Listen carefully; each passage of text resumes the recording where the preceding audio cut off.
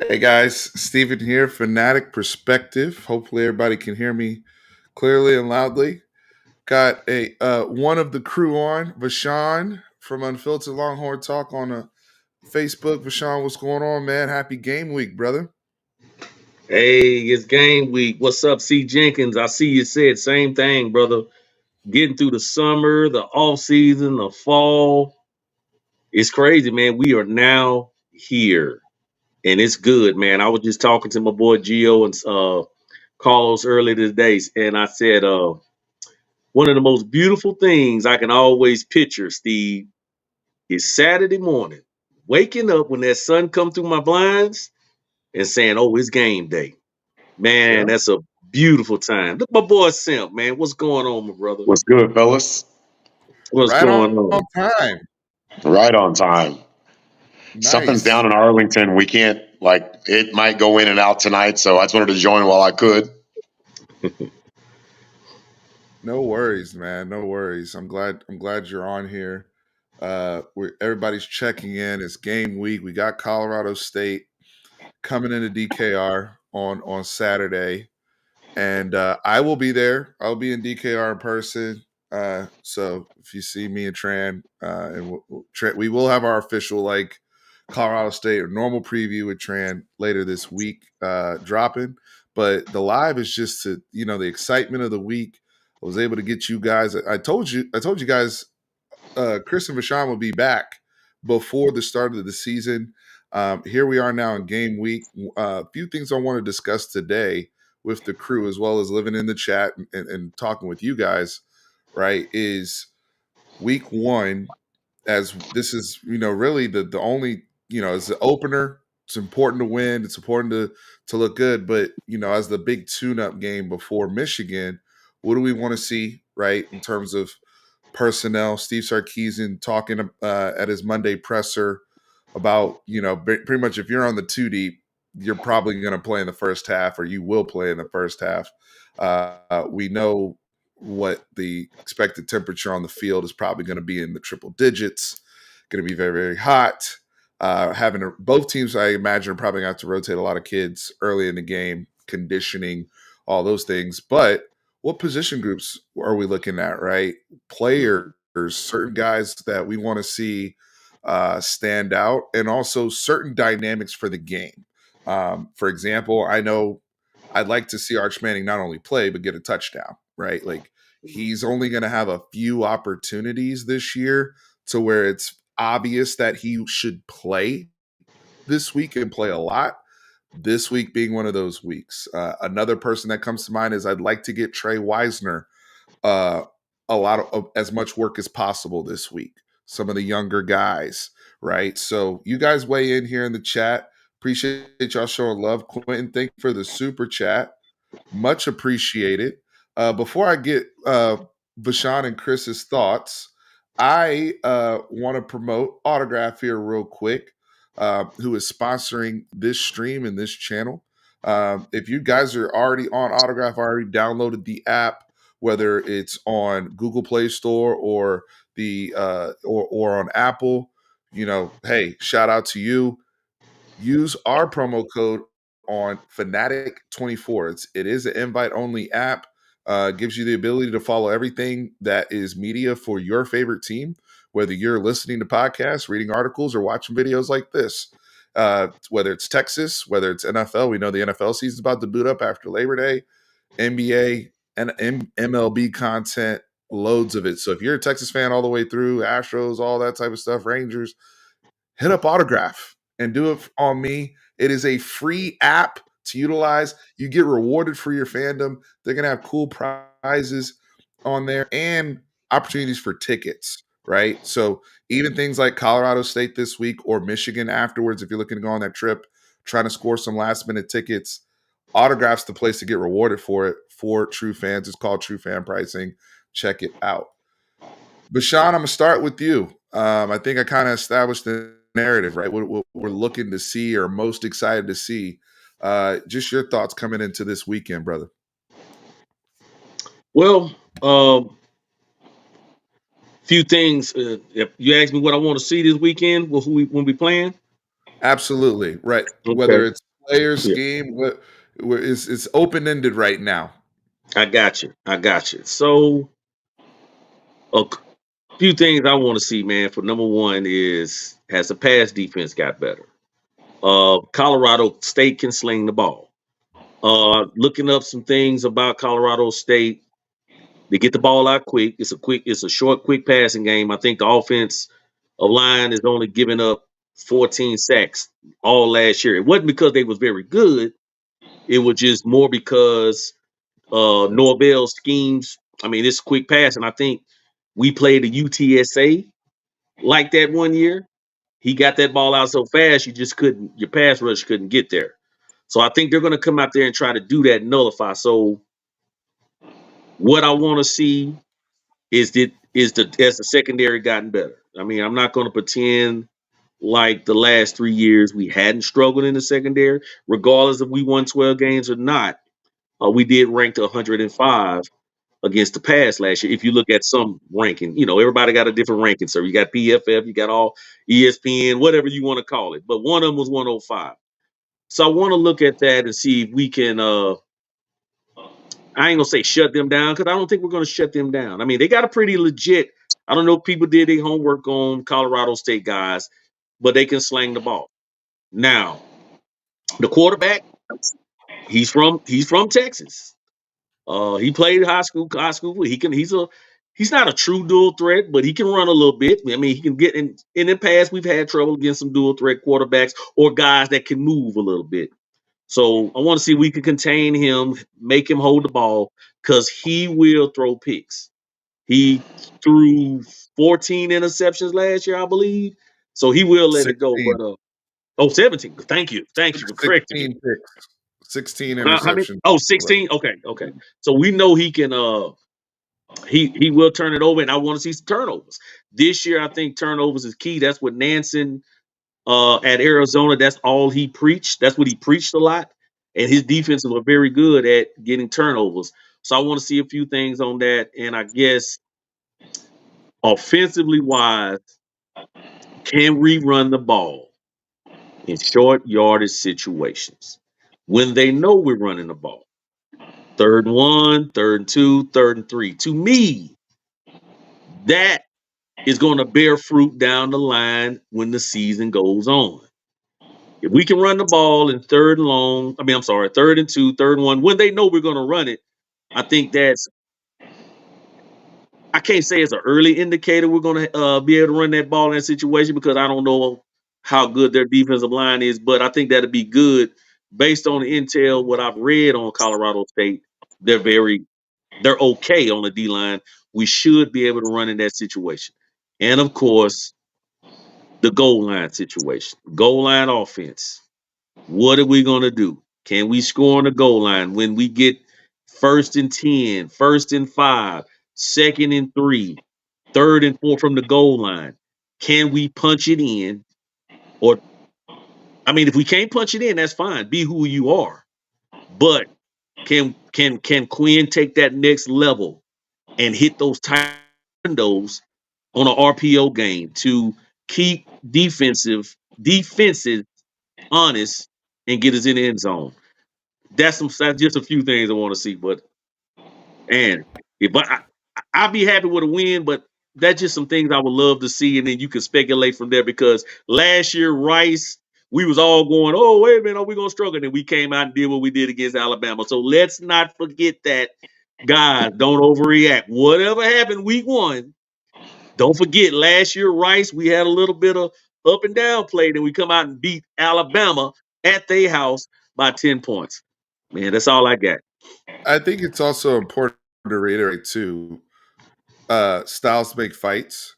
Yes, Colorado State is a very different football team from Michigan, right? In terms of yes. the personnel that we'll have on the field, both offensively and defensively. The personnel matchups are going to be totally different, right? We're playing against an air raid offense that's more of a finesse team. I would say Colorado State this year is expected to be a good football team. I expect them to make a bowl. I expect them to win 6, 7, 8 games this year, looking at their schedule in the Mountain West. and how Yes. they've improved and what they've returned, including Torrey Horton, who is one of the best receivers in all of college football and will be playing on Sundays.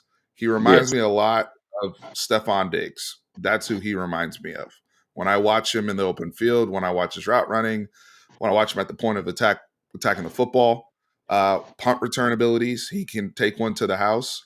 He does it all, right? Run after catch, the whole bit. So, great first test for our secondary, right? To see if some of the strides have been made that we're looking for, or if it's more of the same, right? Where good, not great, right? So, but keep in mind, this week one is not fully indicative of. It'd be different if we were playing an opponent that was a G5 opponent, but they mirrored Michigan, if that makes sense, right? Mm-hmm. I look at this game a little bit differently. I think we have to isolate this game in terms of obviously execution is important. We want to keep the penalties down. We want to get Yes. guys in the game and, obviously win comfortably and ultimately leave injury free heading into week two. But, we want nuanced discussions here. So, Chris, I know you have some things that you're thinking about that you want to you're paying attention to, you're locked in on for week one. So what are those things, sir? My number one thing is obviously the secondary, but my version of what I'm worried about is if you look at last year's Colorado State team with quarterback, was it Braden, Fowler, Nicolosi, and Torrey Horton? Horton had a lot of completions into the slot. It wasn't necessarily outside. You got to think with us adding everybody we've added, in the portal, but then also, just where we are at with the pass rushers right now. With Trey, was it what's his name from the UTSA transfer? Trey Moore. Trey Moore. Uh, Colin Simmons. Everyone we're adding, they're obviously going to probably hit us in the slot. That means I'm worried about David Benda. I'm worried about those linebackers. I'm worried about Ant Hill, how he's going to react. We remember last year in the Rice game, Benda was having a problem. I guess we were doing our cover four, and a receiver got transferred to him, and he just let the guy go get open. If you remember the last series against Oklahoma in the Texas OU game, I'm not going to blame Mr. Benda.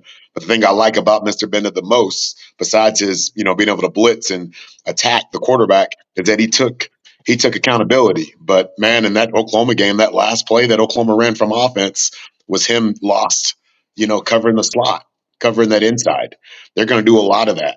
They added Amani Winfield, former Baylor receiver that was a Texas recruit, a Texas commit actually. He's going to be on the other side. That guy had a pretty good game against us last year against Baylor. So I just I'm really, like I said, I'm more worried about the inside. I'm not worried about the outside receivers as much, is because I think our pass rush is going to be able to get to them, to the quarterback. They're going to be 2-3 step drop. I am worried about us tackling because we gave up a lot of yards last year, not just downfield. We gave up a lot of yards after catch tackling in the secondary. Yep. But other than that, man, let's get out of this game healthy. Let's see where we are, That's covering the number slots, one. covering the Yeah. inside. Yeah. Covering the slots, covering the insides, and let's get ready for Michigan. Let's take care of business though. It's everybody's watching us. We're Texas. Everybody in the SEC has been saying, all this business for years about Texas, this, that, the other. This is our time. This is, I hate to take a term after the great Tom Herman, but this is 1 week. This is we're 1 week. We're 1-0 this week, and that's our 1-0. goal, to come out 1-0, so we can get ready for Michigan. So I was gonna make a video this weekend, but it was my birthday, so I had birthday activities. Uh, Happy and belated, I man. want Happy yeah, happy belated. belated. thank you, everybody. I Yeah. appreciate it. But I say that to say this: the video I was going to make was going to be called "Lessons Learned from Florida State versus Georgia Tech." Okay, because many of us sat back week 0. We watched these boys go to Ireland, and we were told that Florida State was going to be on a redemption tour this season. They're pissed off, DJU in there and all this type of stuff, and they got humbled and they ultimately lost to Georgia Tech, a Georgia Tech team that I knew was good, and I Mm-hmm. knew they would cover the 11. I knew they would cover the 11, but did I see them beating Florida State? No. But they did. And they beat them on the offensive line. We know, Haynes King has definitely got the stink of Jimbo off of him. Jamal Haynes is a real runner. They got a real team at Georgia Tech, right? And Brent Key has done a great job there. But I say that to say this, right? Early season games when you're a highly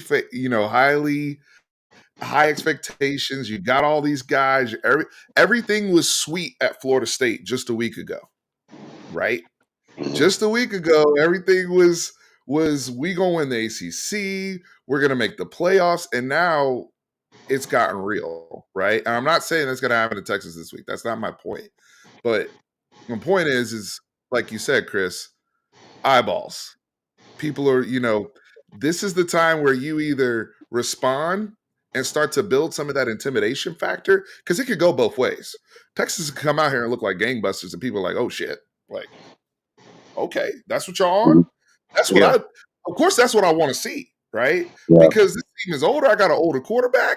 At some point, I'd like to see the intimidation factor. Right. It would be like, it would be nice to see that. Most 59-13 would be teams, great. Hey, I saw a guy earlier said something. Most championship teams, you right, guy, do not play with their food. They go out there and handle business. Go back and look at that 2005 championship with Texas. Now, look, they had some close games too, but when they wanted to handle business, it was over. They put a whipping on you. Teams like this, they were beating by 50 points. That's right. Period. Right? Like there was everybody got in the game. People got reps, right? Joe Klatt is still talking about that game. What's the quarterback, Steve? We used to see number 7. You know it was over when he came in the 05 championship team. Oh, Matt Norgren. Hey, Bishop Lynch's own, baby. Hey, he was Matt Norgren was the walking fat lady scene. When he came out in the fat lady song. Oh my goodness. Oh. The human victory cigar. Nah, yeah, the human victory cigar. Hey, that brother was a love in his time at Austin, boy. The third string quarterback. He was popular on campus. Yeah. He did have to. I mean, you think about last year, right? 12-2, awesome job. And they played with their food a little bit against certain teams. Yeah. That was a habit though that started to come about, right? Where they started better against the better teams. Like obviously they were locked in, but I want to see a 4-quarter locked in I can honestly say we won each quarter, right? Yes. I can honestly say, I'm sorry, I'm going to take this from Brett Venables. The first 2 to 3 minutes of the game, the last 2-3 minutes of the half, the first 2-3 minutes of the second half, and the last 2-3 minutes of the fourth quarter. Hopefully we're not even talking about the fourth quarter on Saturday. But point being, you have to dominate those periods where you set the tone, situationals, and then hopefully like it's one of those things where game 1, Quinn Ewers is coming out there. I'd love to see him against. He's not gonna have to deal with a pass rush. Let's be honest. The kid Kamara that was a defensive end for them last year is gone. Yeah. That was at Colorado State. That kid that had like 14, 15 sacks and was giving Colorado hell. That guy's gone. And then they lost the other D tackle to Florida State. So I don't see people on the unless there's somebody that's going to pop out of nowhere, which shouldn't happen against this offensive line if they are about that life, the Texas offensive line. Quinn Ewers should have all day to throw the football. Yes. With track stars. So I need to see you come out, Bubba, 8 for 8, cooking. You know what I'm saying? That's what I'd like to see. Set the tone, right? Right off rip, and that way I can start getting other guys work, right? And rotating in. Now we've had games where it's like, oh, sluggish, and to me, I know if I see that, I'm not worried. We'll still win the football game. We'll Mhm. be okay. But to me, that's more of something where I'm worried about of things to come down the season because we have a hard enough schedule where we can't do that. We can't develop that type of Not habit again. anymore. Right. Not anymore. Yeah. Um, Allegedly. yeah, yeah. Allegedly. That kid's on the Miami Dolphins now. The Yeah. Kamara Okay. kid. What else? What else we got here? Marlon said so. I'm looking at some of the comments here. Marlon, I'm not gonna hate you, brothers. We back up, bro. Steve, you're gonna hate me, bro. But my focus on game one is solely on Quinn. He needs to look sharp enough, bro. I just said the same. I'm He's with right. you. Yeah. No, He's right. this year 3, Bubba. No more Yeah. excuses. You're one of the No most more. veteran quarterbacks in the country. And we No, haven't seen a no. 3-year starter in Sark's system in a long time. We don't even know what that looks like, Marlon. Yeah. This is unknown territory. I think the last 3-year starter maybe been at Washington, to my mind. Record he didn't have any at Alabama. We know he didn't. USC he It didn't was get to at have one. Washington. Yeah. He had Was it Mac the So Jones brother? What was his for 3 name? years, but he wasn't a 3-year starter. Yeah. yeah. Had Mac for 3 years, but you saw what Mac did in Yeah. 2020. Yeah, nah. Quinn's an old head now by snaps, right? Not by age, but by the amount of snaps he has played. He's an old head now, and it's his time. Yeah. He should be able to look at a defense and literally know where he's going with the ball just based on snaps. I mean, he's been in that offense so long, and he ought to be going through those progressions fast, which I think that will improve too. Simp, his red zone decision making, uh, getting the ball in tighter windows, that type of stuff. So I think all the arch fanboys behind him is probably motivating him. This guy's going to come out looking better than we've probably seen him look. Like he's seen that. He saw the interview process at the Sugar Bowl. You know, he yeah, saw everybody looking at him like that dude was like one of the Von Erichs or something like that. You know, like popular. Like he's ready, man. My guy, my South Lake guy is ready, man. He's gonna represent the 817. I'm telling you. let's get the Look, elephant out the guys, room real fast, Steve, real quick. go ahead, Question Bertrand. for y'all: Oh, here it comes. looking at championship teams in the past, a few key ingredients I see: quarterback, returning quarterback, offensive line, and usually it's a defensive line. Now, Texas has two that I know for sure. We're unsure about the defensive line. I mean, but I think we're going to be okay. I mean, we just took pretty much 2 starters from off of Arizona's defense. We just took another guy coming from Louisville, Alfred Collins, Vernon Broughton coming into their own 5-year players.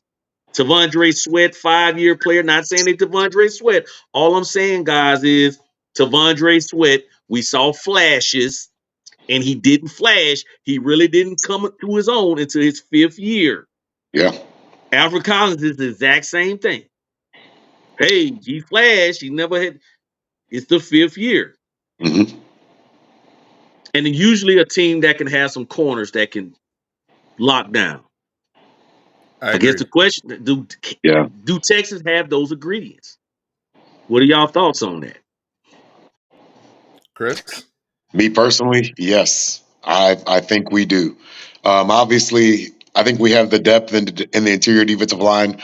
I don't now to see how healthy they are, and obviously, I don't think we have a first and a second round pick right Yeah, now.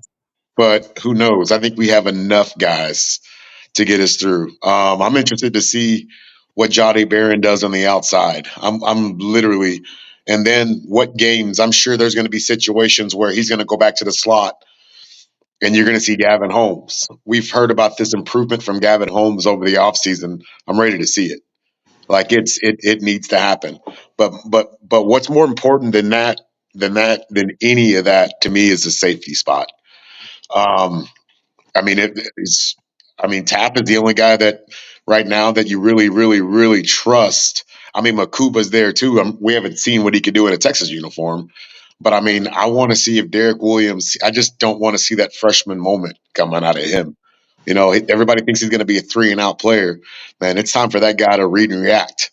You know, big time.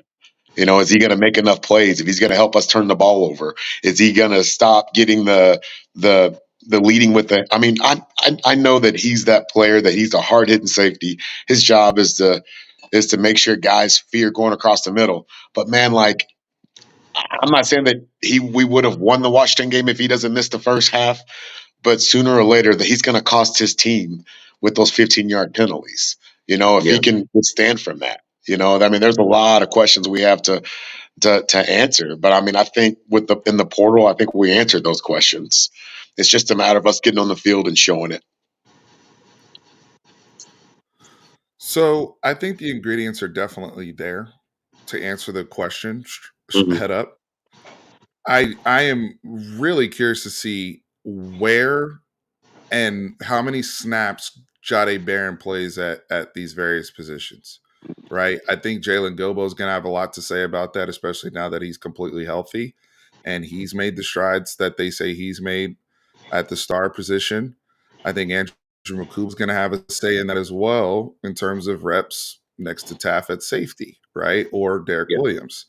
So, you know, it's really interesting. This team is a very interesting mix of older guys, the OG Sark recruits, and the portal kids. It's a very interesting mix.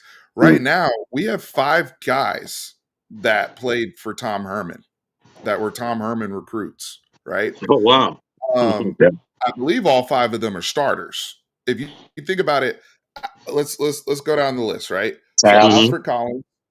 Alfred Collins, Collins, Broughton, Jake Major, Vernon Broughton, Jahdae Barron, and David Benda. Michael. Yeah, Michael Taff was there Michael too. Taff Taff is played only under Herman. 21. Oh, he is 21. You're right. No, You're right. You're right. Taff is only Sark. So Yeah. it would only be Majors, Jahdae Barron, David Benda, Alfred Collins, Vernon Broughton. Those are the 5. That somebody hit me if I miss somebody. I think it's 5 players that were Tom Herman recruits, but all 5 of them are starters. So those are like our super seniors, right? Yeah. Those are the. Then you got guys like the Hayden Connors of the world, and He was a Herman recruit, but he Michael wasn't. Tapp, But he wasn't here when Herman was there. Yeah. Yeah. that were in that 2021 class, Yeah. right? That came, that initial Sarkeesian class, and the Gunnar Helms, all these guys, and now you got the portal guys, right? Yeah. The Trey Morse, the Gavin Holmes of the world, the Andrew Makubas of the world.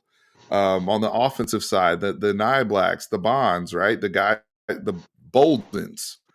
This is a very interesting mix. It is. And I think that, you have a situation here where you have that perfect blend of experience of a lot of guys that have played a lot of big time football, a lot of guys that have seen a lot, that have been in a lot of big games, and you have some of that young infusion of talent, that young speed that you need as well, right? That you need youth too. I don't think you just pull it off with just straight old heads and no young guys. A lot of the teams that flash, even Georgia, when they won theirs, there was always a freshman or two that broke the 2 deep.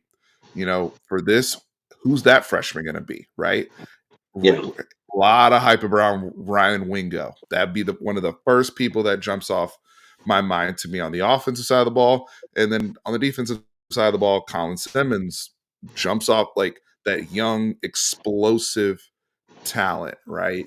Game 1, right? Who's gonna already start to make a name for themselves? I am super excited to see Ryan Wingo play football, period. I want to see the physical profile. I want to see him go up against somebody that's not in a Texas uniform and see how quarterback friendly he is, right? Especially knowing that we may have some questions at the boundary position, especially when it comes time to maybe play basketball when we get in the red zone a little bit. If he can be that guy for us, much easier, right? Because AD Mitchell was a double-digit touchdown guy for us last year. and actually caught a fade in the playoffs against Mm-hmm. Washington, right? So that's something I'm looking for right off the bat is the utilization of Ryan Wingo, and if we are starting to graduate to targeting those guys in the red zone area. So, but a very interesting group here, nonetheless. Let's look at I'm looking at the chat here. What about young guys for you? I talked about Wingo and Colin Simmons. I don't, y'all can touch on anybody you want to, but Okay. a lot For of me, people Number making one. their debut Oh, on Saturday. okay. Number one for me, probably, I want to see how Anthony Hill takes over the middle linebacker position. Because looking at Texas, another key thing I think I like about our team and going into this game and future games is we have a lot of guys that played a lot of football. If you look at it, I mean, from the defensive line to the secondary, now we got Malik Muhammad, of course, but Gavin Holmes been 3 years in college, 4 years in college. I mean, you can go down the list, man. You got it's littered with second, 4 year guys and 5th-year guys all over the team. The one spot that we're pretty young at is going to probably linebacker, him and LaFowl, I believe. mhm. Uh, I'm curious to see how Anthony Hill plays that position. But one of the things too I like about him is he's learned to play linebacker. I watched him when he missed the gap against Wyoming Yep, for the 60. I think that was the longest run we gave up all year. He missed that gap. Man, you see him, they talk to him, he come back in the third or fourth quarter, boom, makes the play. he makes the play. Yep, I love a guy that learns on the fly. So when he came out of high school, some of the coaches I talked to, the first thing they said, man, he's an athlete. He's gonna have to learn how to play linebacker.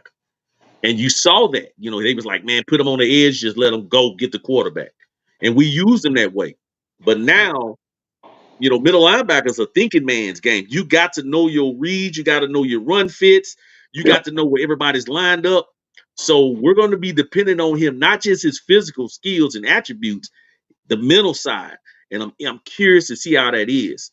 But I feel good about the depth that we got because that's another thing I think is key is depth. And I think Sark figured that out. Steve, if you go back to the first year we went 5-7, we Yep, was we would everybody know we would jump out on teams. We'd get up 28-7, 21-2, whatever, and we would blow the lead because we were playing our starters the whole game. We would get tired in the fourth quarter. Teams would come back. We couldn't stop a nosebleed. 8-4, the 8-5 year, Sark started playing a little more too deep. We was still maybe playing the starters a little more. Last year's, I think, when Sark kind of figured it out, and he mentioned it in one of his pressers. He said, "No, man, you can't. We want to have our guys playing 40, 50 snaps at the most." And guess what that did? We start winning. We start winning. We start finishing games in the fourth quarter. To me, when you look around college football, the teams with the most depth are usually the teams that win. And we're going to have to play a lot of guys this year because the new playoff system is, if you win your division, you get a bye. You still got to play an extra 3 games. But think mhm. about this, guys. You play 12 games. You go to the SEC championship. You win that. That's 13 games, right? that's Mhm. 13 Now you games. got 3 more games to go. But think about this scenario. Let's say you go to the SEC championship, you lose in the SEC championship. You still play 13 games. Now you got an extra week to play. That's 17 games. That's an NFL schedule. Yep, We have to play multiple players, and I think we're set up perfectly. You got LaFowl back and Anthony Hill up. We got Blackwell can come in, spare Bender, and then we still got a lot of linebackers. That's another reason they didn't want Gillette to get out. They didn't want to take him out the linebacker room. I mean, they use him for an emergency, but they didn't want to take him out there because Gillette is expected to be leaned upon this year. So, man, to me, linebacker, because I know we're going to be young there. I'm curious to see if they can carry that stick like Jalen Ford did. Because Jalen Ford didn't think about it. He didn't play till his third year, right, Steve? He was a redshirt sophomore till And he he was up played. and down. Yeah. Yeah, and he Until was up and down. So y'all got to think about it, man. It's just not plug and play at middle linebacker because it's so much stuff you have to know. But if he got it, if Nansen is who we think he is, and he coached him up, we gonna be fine. Yep. Yep. So a couple things here. A lot of talk about comms, right? Last week, again, lessons learned, Florida State, Georgia Tech.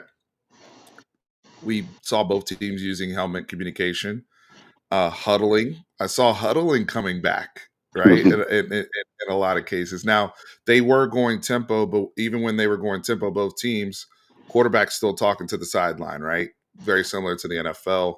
And he's doing what doing what he's doing at the line of scrimmage. I do think a guy like Sark, who has spent so much of his time at the NFL level, Flood, who's spent a lot of time at the NFL level, a lot of the guys on offense who have just they're used to that method of communication. They're used to how to operate that way. They know how to run their offense in that manner. I don't think it's going to be. I think it's only a benefit to Quinn and the rest of the offense. Now, I just want to see if that helps with Quinn's consistency with understanding and reading the defense. I know that was I look at and it's funny because Sark is a big fan of two guys, Kyle Shanahan and Sean McVay. Mhm. And Sean McVay did wonders for Jared Goff after Jeff Yep. Fisher almost ruined him in 1 year. Yep. Uh, and a lot of that was from helmet communication and just calming him and helping him understand first and second reads, especially in their offense.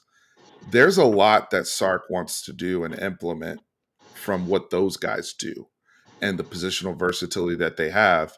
But the quarterback in those systems, whether it's a Stafford or a Brock Purdy, those guys are generals as much as anything, right? And how they Mhm. direct the flow with those weapons that they have and think about how those offenses run. Ideally, that's how Sark wants to be, right? I mean, a lot of condensed sets, a lot of guys, a lot of 12 personnel, even in Mhm. 11. If I'm running 11 personnel, receivers are physical and they're blocking, right? So I can run the football because the common denominator between Sark, McVay, and Shanahan is they want to be 50-50 run pass split, period. They don't want to be, lopsided. So I say that to say this: the loss of Cedric Baxter, Jaden Blue, what his workload will be, Trey Weisner. I said it off the very beginning of the show. I want to see him getting work, right? I want to see, some of these young guys, especially when the game is really in hand. Okay, Jarrett Gibson, what you got? What do we really have back there that we can trust and get excited about, right? In terms of the ball carriers. So those are some things I'm looking to see, and that is also directly aligned again with helmet comms, with Sark and Quinn. So I just wanted to mention that because I see a few people mentioning that in the comments here. Um, oh, your boy Vashawn, people mentioning Ty Anthony Smith, saying Yes, when he's ready, he will be a dog at middle linebacker. I believe so. Yeah, he athlete playing linebacker. I love athletes playing linebackers. Uh, Vic, Slick Vic. I believe maybe Anthony Hill might have it. Might have the helmet. I mean, Yeah, be Anthony wearing the Hill sounds headset. like he'll Yeah, have the helmet comm on defense. yeah. Uh, Oh, we do simp. Tarek said, no, I want to say maybe a quarter and a half of the Nevada SMU game. SMU About the was same I favored. did too. Yeah. SMU was what, a 26, 27.5 point favorite. Yeah. Uh, and Coach Cho at home, the Nevada Wildcats, they did go down at the end of the game, but they held it down. over there. They were very competitive. They lost by a field goal. They were leading at halftime. Savion Red had a touchdown, and Was Keaton Chris Crawford Ross really forced a that fumble. disruptive? Somebody said Chris Ross was kind of disruptive that game. I didn't get a chance to see.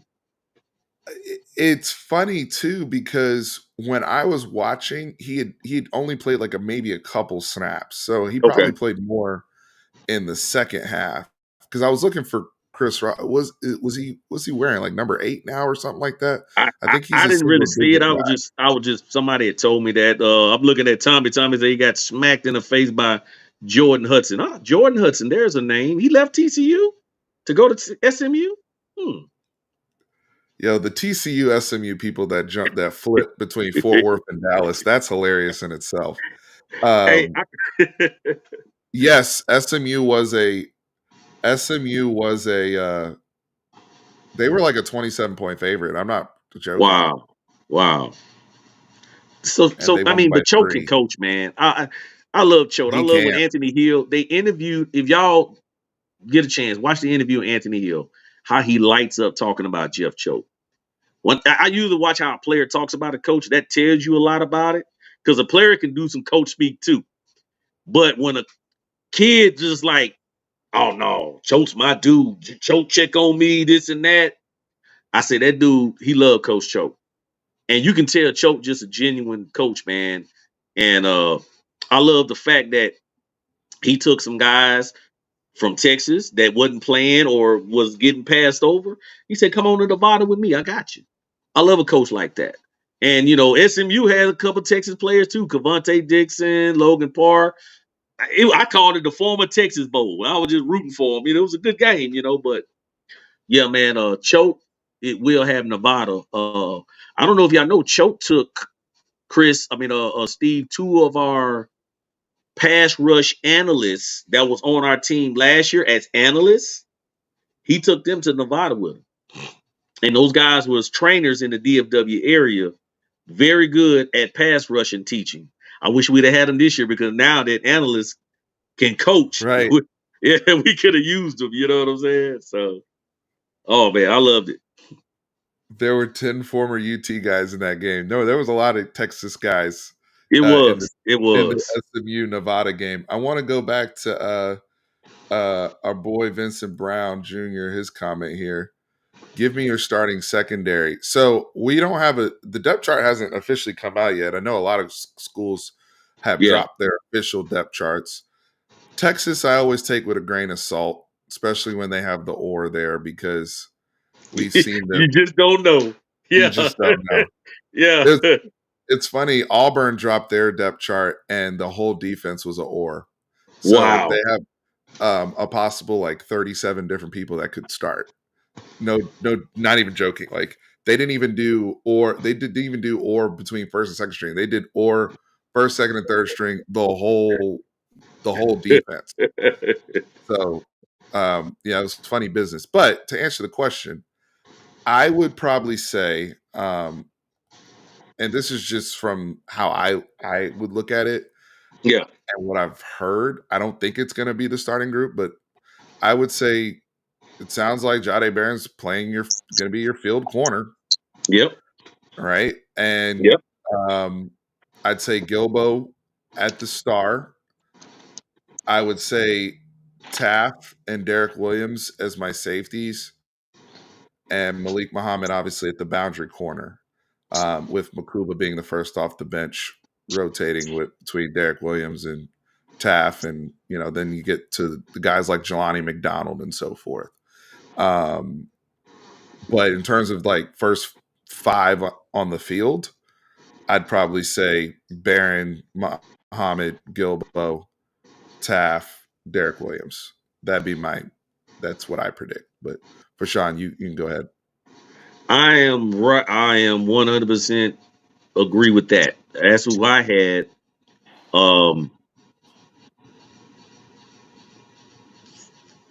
They gave Barron an opportunity to play corner. They told him that's how they got him back. And let's not forget how good Gilbo actually is. Me and my boy Slick Vic always had this conversation. Gilbo if y'all remember 2 years ago, Gilbo started a game before Jahdae Barron. He got hurt.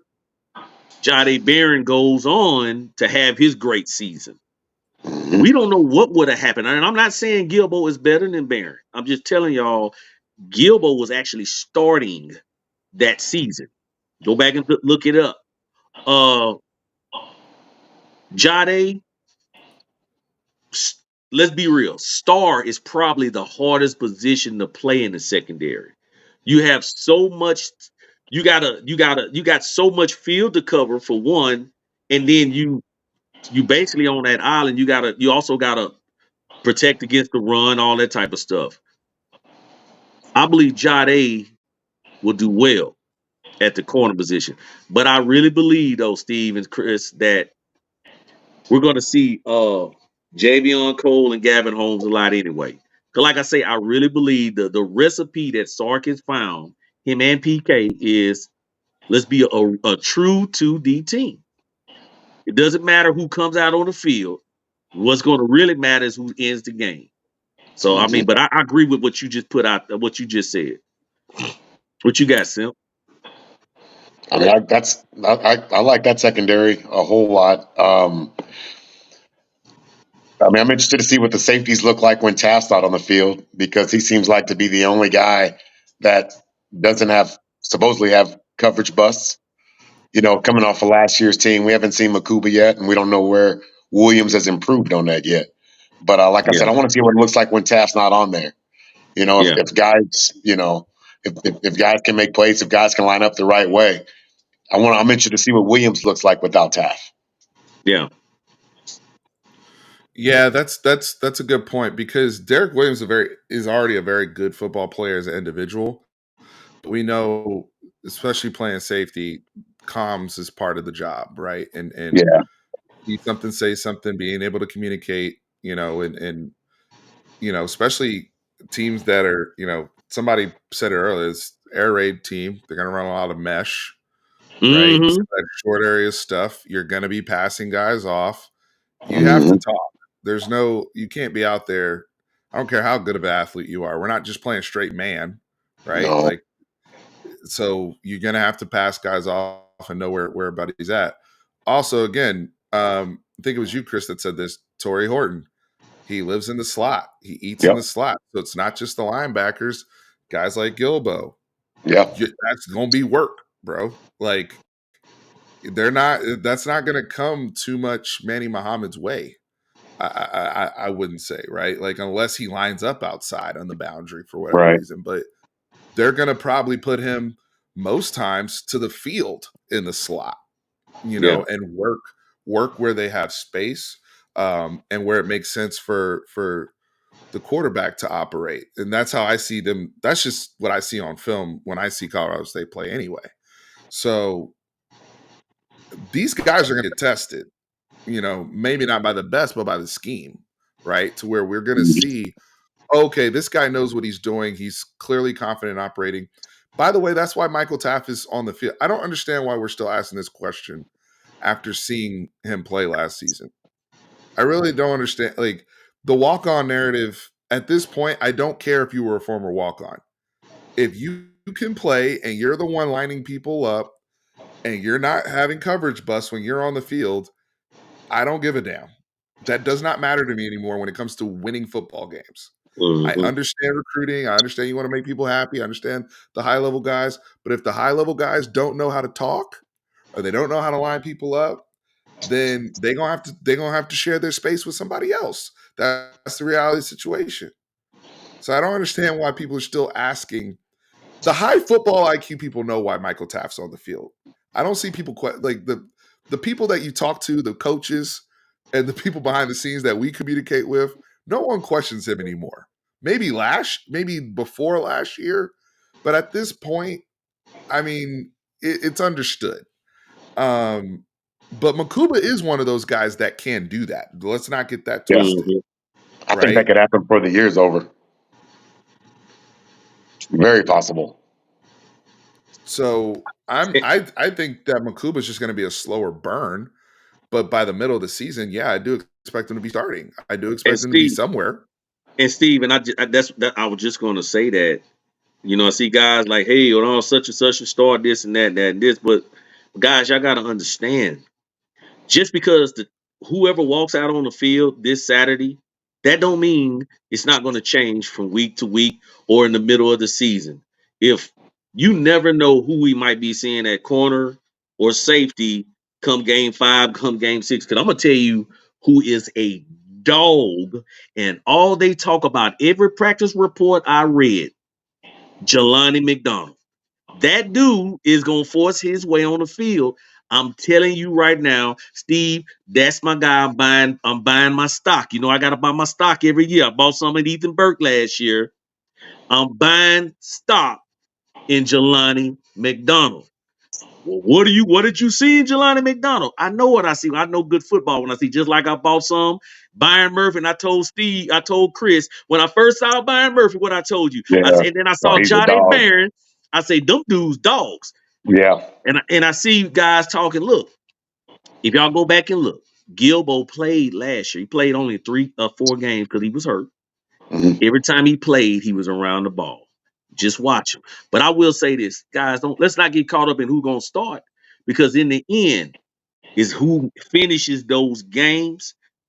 And that lineup, we just be thankful that we got depth to throw all kind of crazy lineups. Because my original starter was that guy we got from San Diego State. That was my original corner.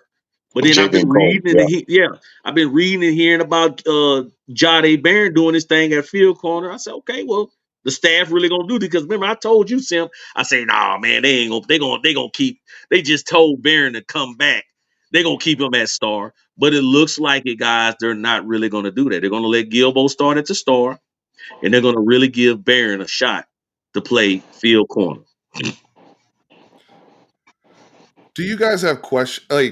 So I'm going back to Marlon. I do agree that overall production, just straight defense, who I trust. If I even go back and look at returning leading tacklers, right? Like my leading returning tackler is Anthony Hill. Then I think it's Jahdae Barron, and and Michael Taff and David Ben. I think David Benda's up there. Like we have a lot of guys returning, where it's just people that got guys on the ground consistently last year. Jahdae Barron playing field corner is a totally different animal. Mm-hmm. And I do have questions about that Yeah. in terms of the raw foot speed and ability to stay with guys. I think that, especially if he's playing in phase, I like him when he's out of phase and he's off and he's looking at the quarterback. I I don't worry about him then, because his eyes are really good. That's how he picked off what's his name, Milrow.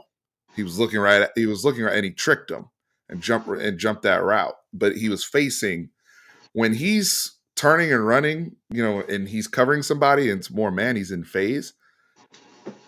The I don't know, the Oklahoma State game where he was getting cooked by old boy in the slot just kind of scares me a little bit.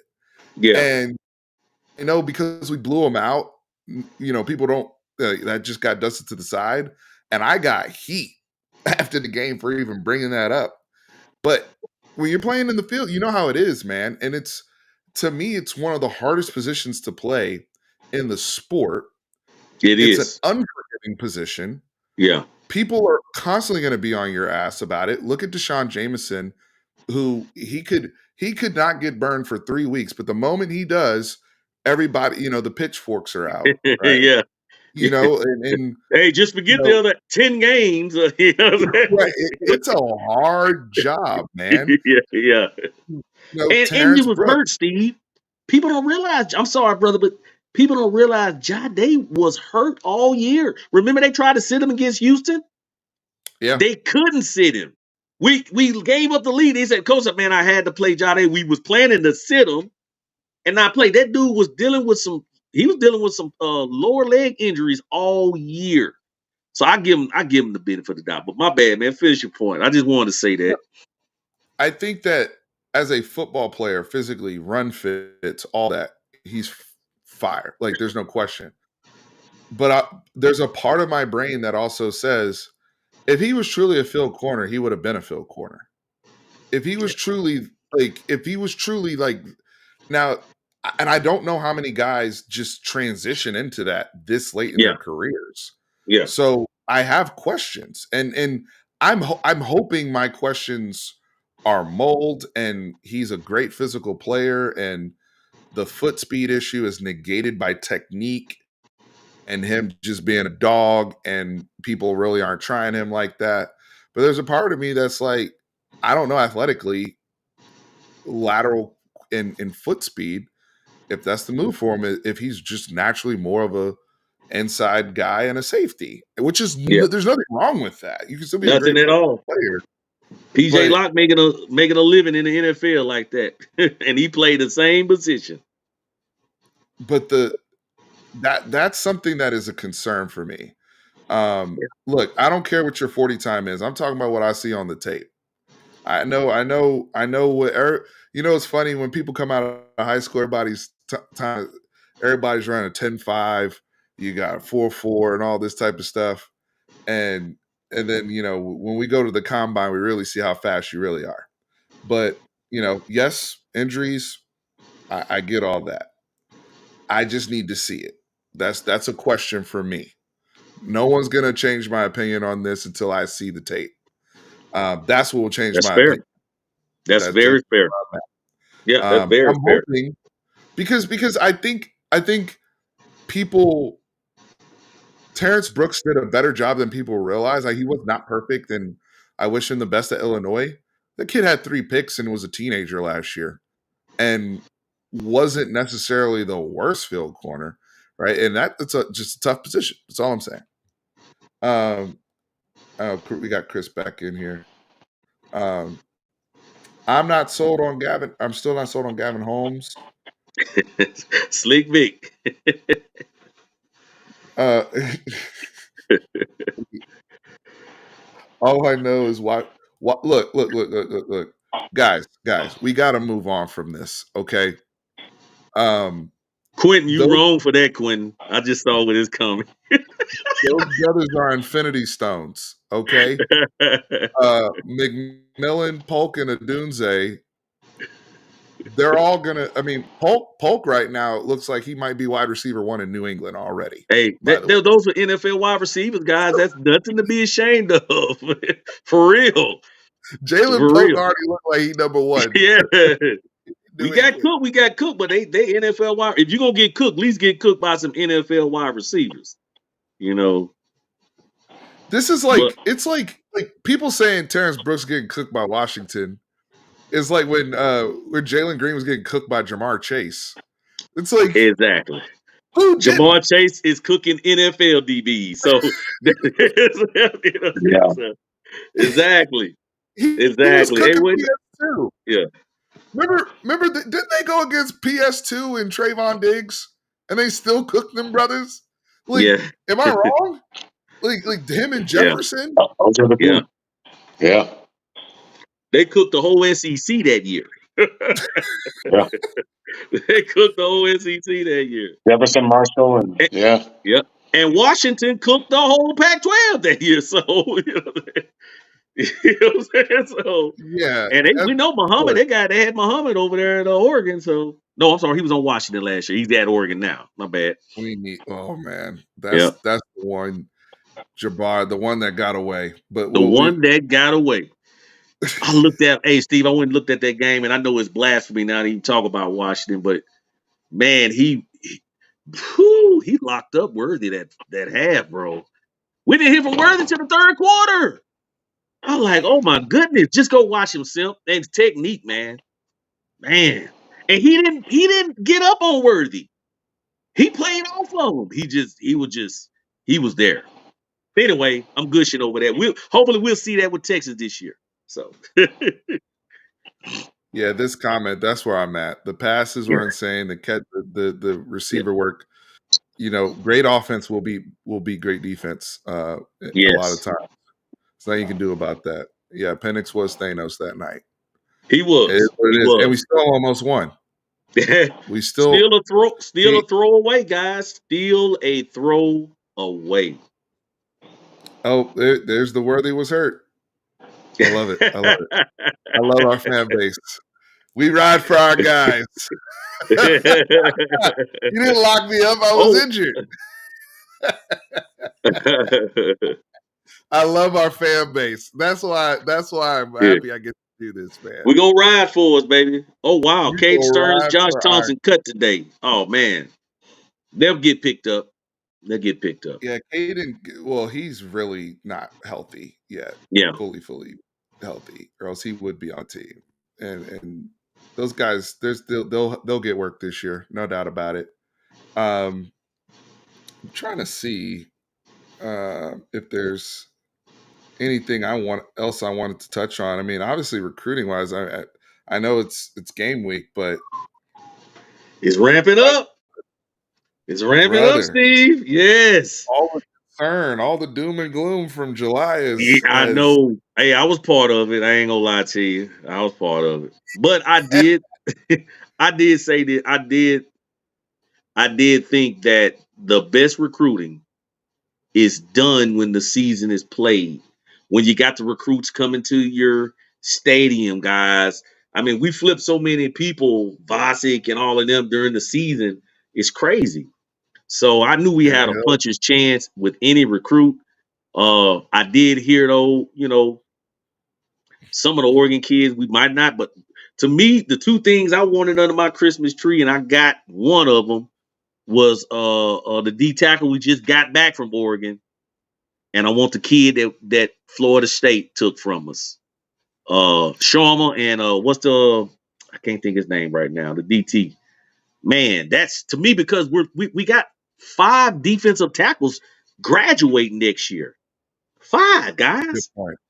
Good Yeah, point. we got 5 D tackles. They're not going to be there next year, so we got this, and we got guys coming down the pipe, but we got to fill the pipe back up, or we're just going to be back in the portal again next year, and that's fine.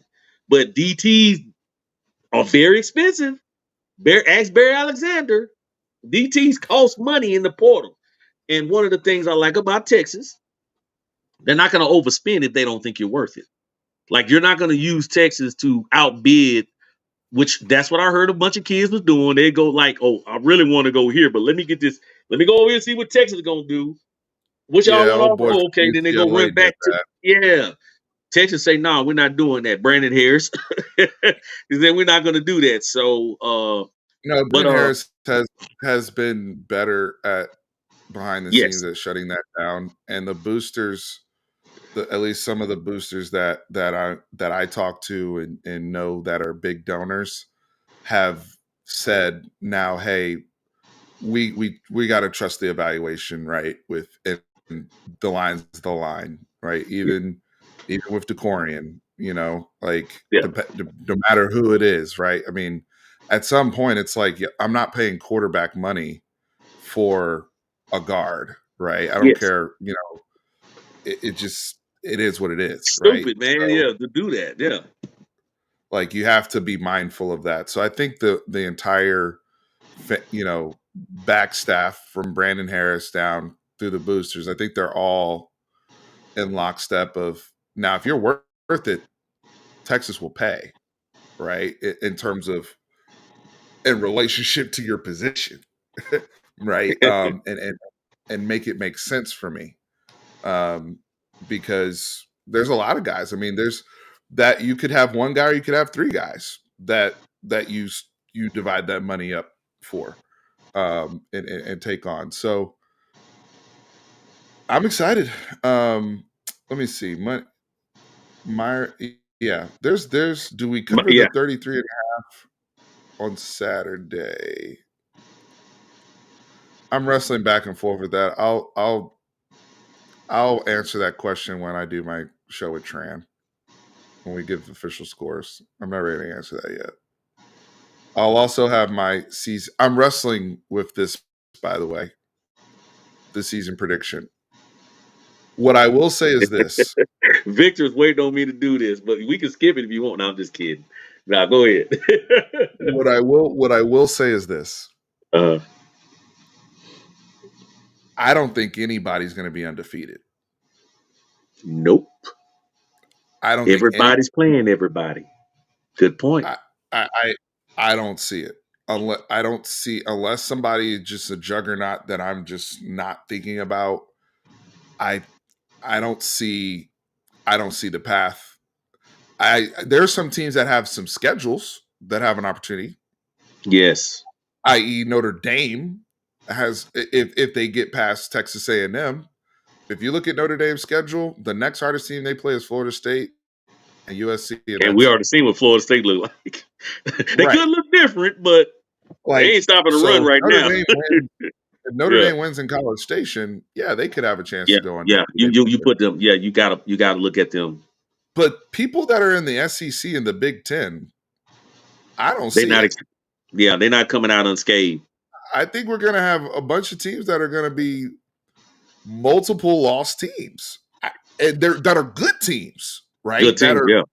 national champ. So when you see my number for Texas, don't think it's I'm hating this year or I'm off that. It's more how I feel about the whole sport. I just want to make that clear. I don't see anybody out here just, if you go 11-1 this year, you were good. Very good. You were doing something if you go 11-1 this year. Especially in the SEC or the Big Ten. If you do that in those conferences, the ACC, now there might be some fugazi, depending on what your schedule looks like. Yeah. The SEC, the ACC, there may be some fugazi. The Big 12, I think that they'll probably have a 1-2 loss champion. Yeah. I don't see that. I'm sorry. Lando, what's up, man?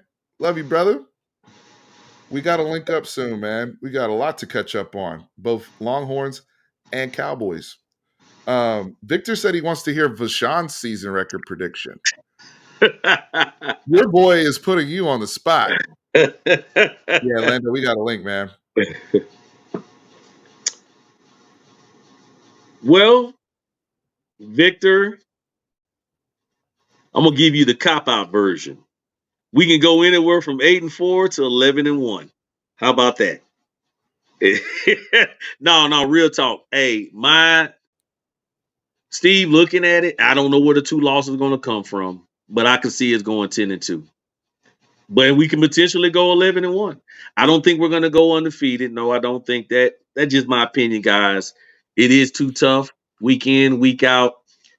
You always get tripped up with somebody. I mean, it's some teams on there like that you might not even expect might jump up and get you. Kentucky, for instance, big defensive line, good coaching, all of that type of stuff. Not saying we're going to lose, I'm just saying the type of schedule we got this year. But I still think 10-2 gets you in the SEC championship. I really do. And then the SEC, all you got to do is win the SEC championship game, whoever you play, and then that gets you a first round bye. Remember, guys, it's a playoff now. You don't have to go undefeated anymore. You don't have to go undefeated anymore. So if if the key is just get to the dance. Get to the dance by any means necessary. And then you got 1 through 12. You don't know what the rest of the other teams are going to be looking like. So, Or their hey, health situation when they get or there. their health situation. What I love about the new playoff system is this. If you missing a key player 1 week and you happen to lose, you could potentially get that player back in the season, and that loss doesn't hurt you. You can start rolling. And as we see teams get better as the season goes on, some teams start off slow and then they just start dogging people lower the end. Some teams start off fast, an injury happened and they fall off. So I love that it's an opportunity week in, week out to as long as you get in the dance, anything can happen.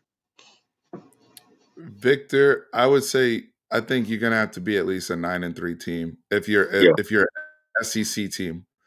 Yep. Every other conference or school or conference or team or whatever, I think you're gonna have to be a 1 or 2 loss team to make the playoffs.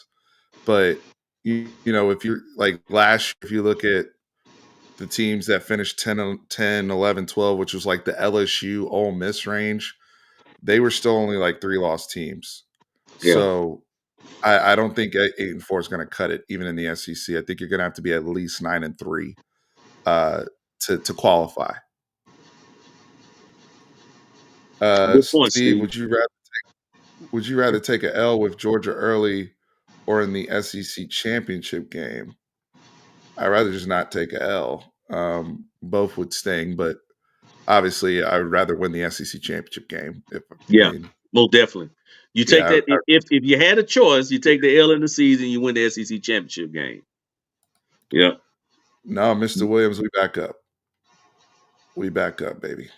Landon, thank you for the super chat, man. Hey, man.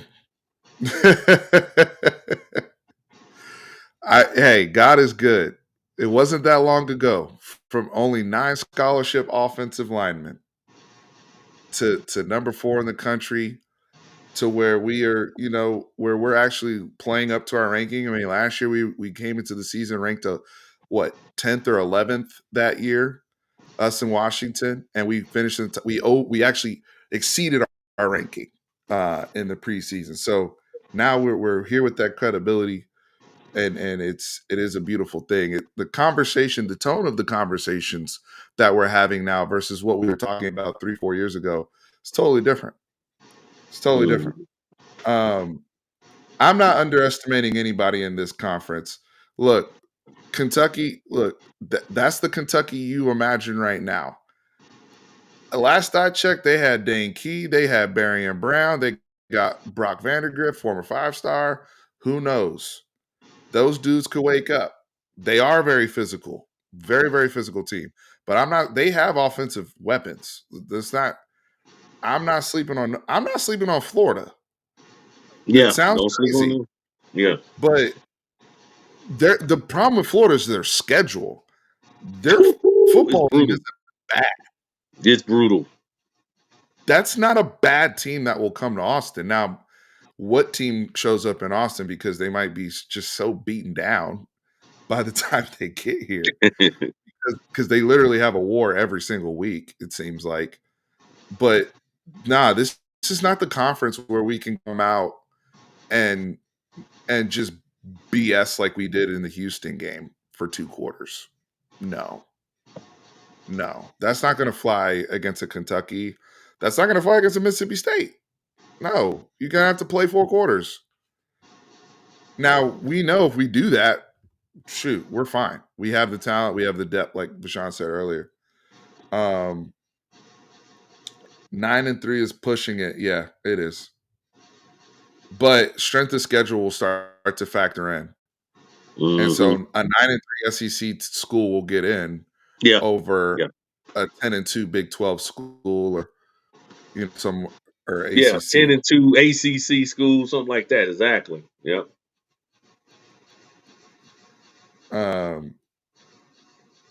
Let's see. I'm just going through the comments here before we sign off. Bashan, you got a few more minutes here? Sure. If you don't mind. Yeah. Will it fly against Vanderbilt? No, we should go to Nashville and handle it. These are not, if we're as good as we think we are, we shouldn't be thinking about, let's also consider this. If we're as good as we think we are, we should be trying to blow those teams out. Let's keep them up, right?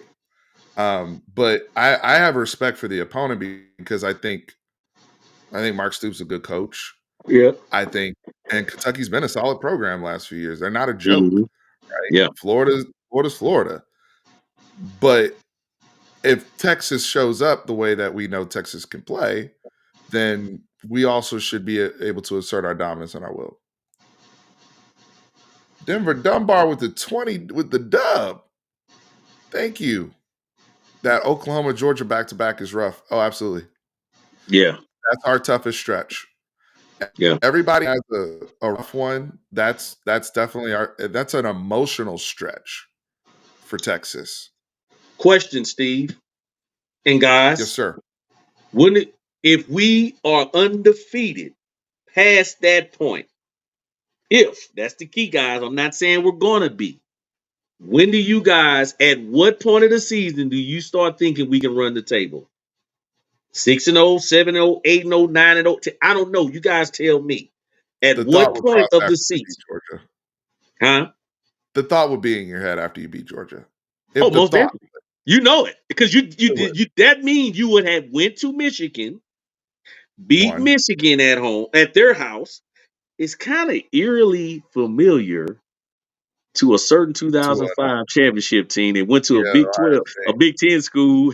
Anyway, but I think that will all start to cross our minds. And then, man, the stakes start to get higher and higher because you already know coming at the end of that season, we got to go to College Station. But that's just some hypothetical stuff, guys, to think about. So, Hey, Quentin, no, no, no, leave her alone. No, we're not talking about that. Sark's fine. oh, We're gonna be fine. oh, no, no, no, no. We don't even want to bring that up. Thank you for the money, though. Thank you Yeah. for the thank you for the money, though, brother. But we're not talking about that. No. um, I already know how. I already know. We'll have enough time to, if things go sideways. Y'all have all the ammunition you need to talk about that, brother. Yes. We're not talking. Because that's when they gonna start looking all up on the rocks. Let me see what's going on. Oh, that's the reason. That is the reason. I know. Because it's in the back of people's minds. Trust me, I know. And I also see a lot of people saying, Steve, if we're past Georgia and Oklahoma undefeated, a lot of people saying it's already in their mind. We running the table. I, to me, to run the table, you need luck too, dude. Yes. The 05 Texas team had it. People forget the fourth and what was it against Kansas? The 4th and 16. Well, that was 04. That was Oh, that was 04. 04. Okay, I That was don't know why I 04. thought that was a championship. I mean, that was the Yeah, championship fourth season. and 18, fourth and 18, and then he hit my man Tony Jeffrey. Yeah, the Who used Oklahoma to rock. State game though we came back. We was down. What was it? Correct. Yeah, The Oklahoma State game, we were down. And but you need some luck. I mean, we struggled I against mean, A&M that year too, didn't we? What was that A&M score? Steve, I believe that was one of the closest games we had that year. the A&M game was close, and we were goofy in that game. If you go back Yes. and watch, we were goofy in that game, and it was closer than it should have been. But we had too much talent Yeah. over the course of 4 quarters. Okay, I see it. 40-29. Yeah. Um, but we needed luck in the USC game. Like there's moments at the NFL level, the Chiefs have had luck Yeah. in all their runs. It's part of it. Now, luck is where opportunity and preparedness meet too, right? Like you got to be in position to be lucky. You got to put yourself there. That's a big part of it. So I'm not saying it, but there's an element there of, having good faith. We've already had a little injury bug already too. Yeah. So, injuries. I always say this: there's 2 weeks in a football season. 1 week where, for whatever reason, I don't know what happened, people just show up playing a C plus football. Yeah. Hopefully, you get by and you win that game. Every team has that. And Yeah. then there's a week where you come out and everything's just clicking. There's a plus week too, right? Like Texas Tech last year, where it seemed like no matter what what came out our hand, we were returning kicks for touchdowns. we were Yep. just beating them down. So we're gonna have games like that.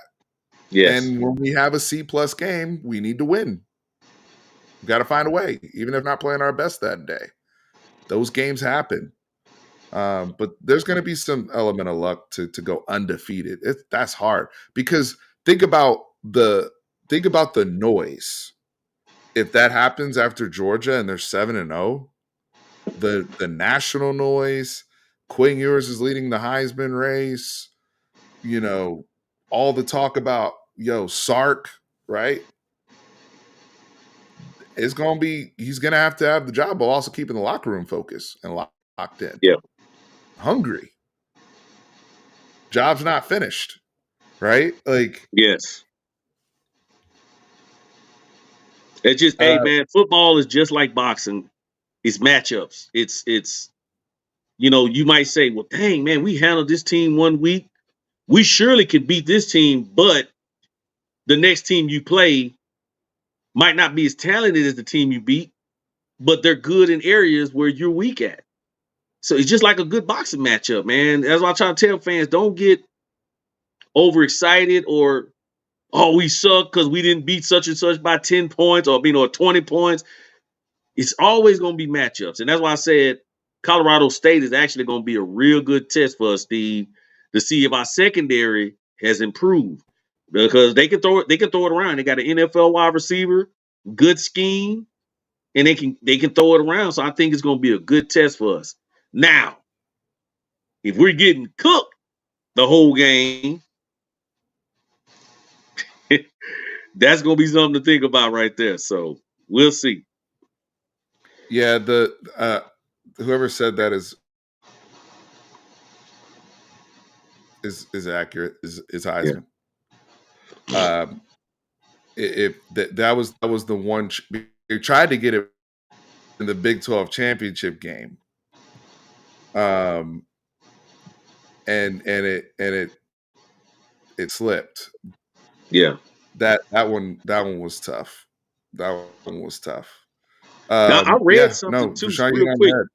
My bad. I read something real quick too that the quarterback we're facing, Norvell said teams tried to lure him away with a $600,000 NIL package, and he turned it down. So some teams thought he was pretty good. Yeah, you're right. Yeah. No, he can throw it. He's a young guy. Yeah. But this is a excellent test. I'm happy we have this test early. Me too. It's right out the gate, especially in the heat. Let's go. Alito. That's where he played. I was trying to figure it out. Alito. Okay. Let's see here. Well, y'all, I'm about to log out because I got to grab dinner with my wife, and Vashawn was kind enough to lend me his time, as well as Chris from the Unfiltered Longhorn Talk group over on Facebook. You guys are now over 16,000 members, strong in that community, talking fall on the daily in there. So if you guys want to be a part of a strong Texas community, constantly engagement, hit up Vashawn, hit up Chris, and they'll get you an invite in there, as well as the link I'll have below to their Facebook page. And guys, also Autograph. Thank you to their sponsor. Check out the app, Autograph app. It's on the Apple Store, Google Play, free to use. Helps the channel out. Use that Fanatic24 code for entry. It is invite only. Use the Fanatic24 code. You get rewarded for being a fan. Whether you read an article, listen to a podcast, watch a video, you accumulate points.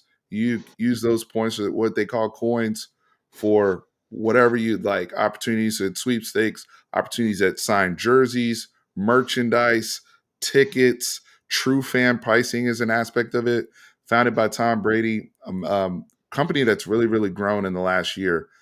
Started working with them during March Madness and just fell in love with them because of all the stuff they're doing. And now here we are, our first football season with Autograph. They only did Michigan football last year, and they sent some fans to the Rose Bowl. So now we get to be all of us get to be a part of it. So love to grow the Texas community there on Autograph. 4 days away, Vashawn.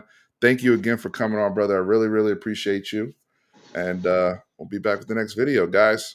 Horns always up. Hook 'em. Hook 'em.